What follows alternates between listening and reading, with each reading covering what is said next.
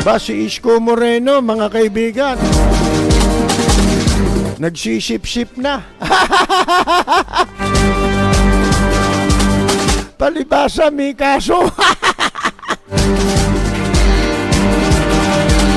Mga kaibigan, tingnan ninyo politika.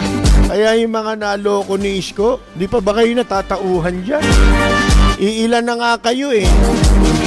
Isipin mo, ang daming botante rito sa Pilipinas. Ilan ang boto niya? Wala pang 2 million.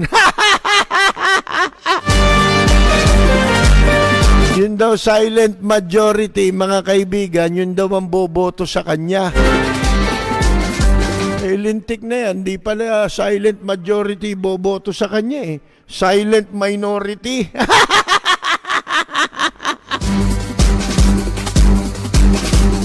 Lintik na buhay ito, mga kaibigan, oh.